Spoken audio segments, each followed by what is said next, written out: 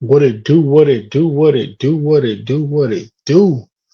Back at you with another one. So today I want to react to this video about Russell Westbrook saying LeBron James fake. I'm about to jump right into it. Russ, just to kind of to zero in on this a little bit, you said that or LeBron and AD were very clear with that Russ was Russ. Like we heard that a lot. Yeah, well, that wasn't true. That's what I was going to say. Did you ever, I mean, So let's yeah, be honest. Yeah, did you ever? Hello, everybody, and welcome back to the channel. Well, Russell Westbrook feels like LeBron James is a fake. You know, he said he don't have any time for that fake stuff.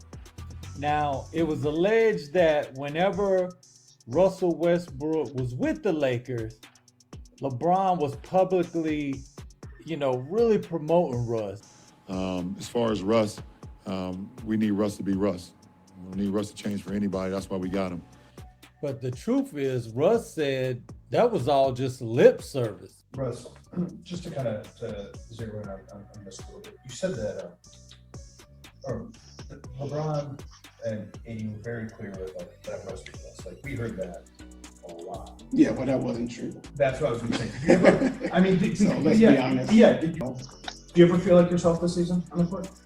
Well, very rarely. Not like, there were times in spurts, but I was just trying to find my way, honestly, just trying to do whatever it is that was asking me. Sometimes I may not agree with it, but that I kept to myself and did what I could for the team, regardless of, the frustrating part is losing, like making the big sacrifice and trying to find ways to play differently and do different things. And I'm put in a position and we're still losing. To me, didn't make much sense, but I couldn't do nothing about that. I mean, LeBron and Russ obviously not on good terms. Even when Russ came back the next year where he was with the Clippers and he came and he played against the Lakers and with the Yukon acapella on there. Whoa! Hold up. LeBron James was out, greeting the Clippers and the team. Russ made it his business not to be nowhere near the circle at the center court for jump ball while everyone was shaking hands because he didn't even want to shake LeBron's hand. Now, Russ, it was a lot of things alleged during that season. One thing was LeBron, when the team started going south and the Lakers, were struggling, he was pushing the Lakers to try to use Russ in a trade to try to bring Kyrie Irving to Los Angeles. I remember that. I remember hearing that buzz and about Kyrie to Los Angeles, and it's alleged that LeBron was really championing that. Like he was really the one pushing for that whole narrative. So it's ironic that AD and Kyrie are on Dallas right now. And even more recently, more revelations came out in Yaron Weitzman's book, A Hollywood Ending, The Dreams and Drama of the LeBron Lakers. It was a portion of that where it talked about during Russell Westbrook, LeBron James, time together, that Russell grew frustrated with LeBron James' fake behavior. Okay. And one of the turning points was during, the Lakers was hosting a Genius Series or a motivational program, and Will Smith was tapped. He came visit the facility and he was coming to talk to the players. Now, before the session began, LeBron abruptly left the room with Anthony Davis. You know what I'm saying? They went off laughing, whatever. And the teammates were confused. I think Pat Bev was on the team. They later returned with LeBron engaging in what some players viewed as exaggerated enthusiasm.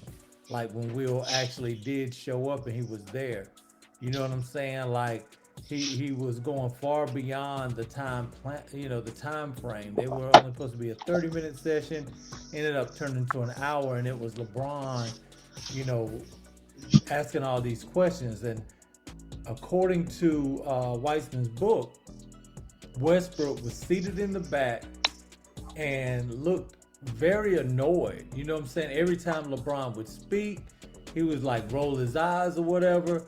And he was like, man, I hate this fake-ish. You know what I'm saying? That's what they're saying. Russell Westbrook was saying. He's like, I just can't do it. This is fake.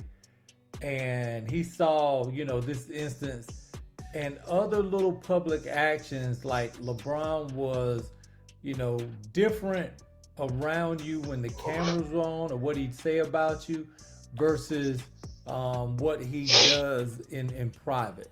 You know what I'm saying? So that's what he was saying. And honestly, Russell Westbrook's not the only one to say it. Let me get to LeBron. I don't like his not a little bit. You do not understand the lengths this man would go to. This dates back more than a decade. I believe he's one way publicly, he's another way privately. He might not be interviewed and he might not be quoted, but the things he says and the things he has said to people, it's gotten back to me. The things that he's tried to do, if it were up to him, I wouldn't be where I am today. It's some low. Now, what I think is even worse is for LeBron is, how close him and Drake were. And I remember after Bronny's heart incident, Drake brought LeBron and Bronny out.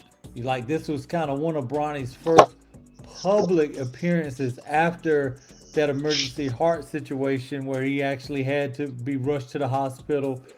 And Drake brought him out during his concert, you know what I'm saying? Or he walked out with them at his concert, just showing the bro love. You know what I'm saying? So that's where it hits even more different than just playing basketball or me being mad at a media guy for something they said.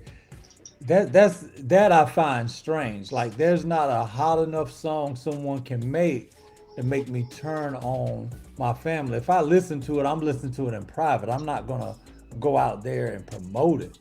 Now, Jaleel White, the actor that played Steve Urkel on the hit show Family Matters in the 90s, he actually spoke about and gave some insight on the type of person LeBron James is, that would, kind of double cross his homeboy or be as fake as he's been with the way he did Drake. Drake and LeBron are friends, supposedly. LeBron goes to the Kendrick concert, and obviously Drake feels very betrayed.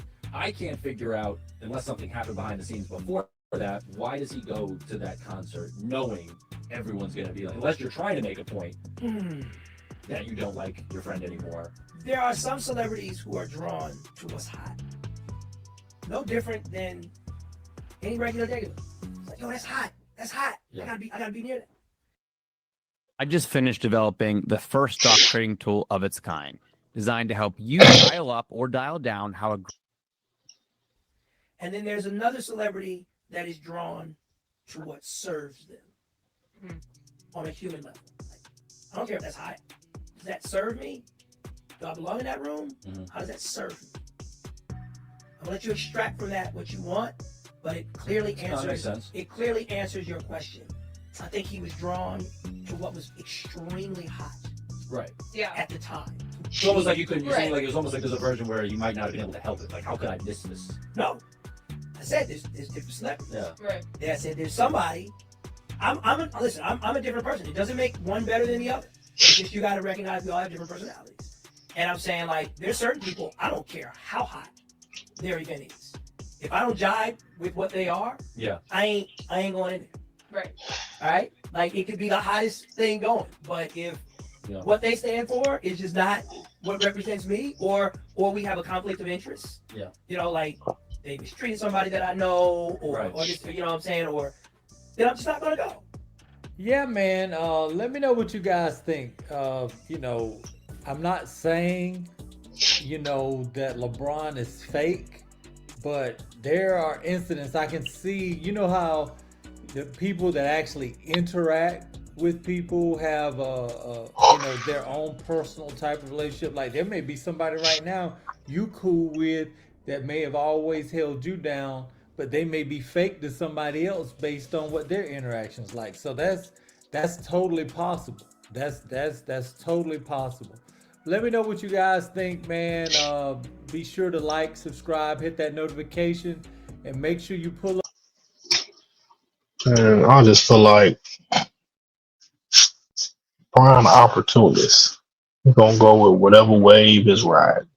You feel me? If whether it's player wise, whether it's what's going on in the world, we're gonna just ride the wave, right? Like if it don't fit him in the moment, he ain't for it. You know what I'm saying? Like with him and Russell Westbrook, like if he feel like he can upgrade from Westbrook to Kyrie, that's what he gonna do.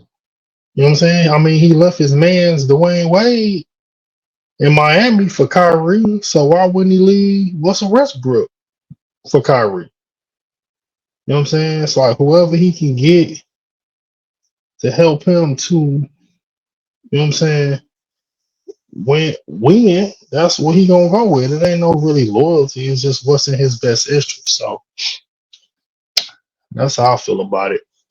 Y'all let me know what y'all think. Like, comment, subscribe. See y'all on the next one. Peace.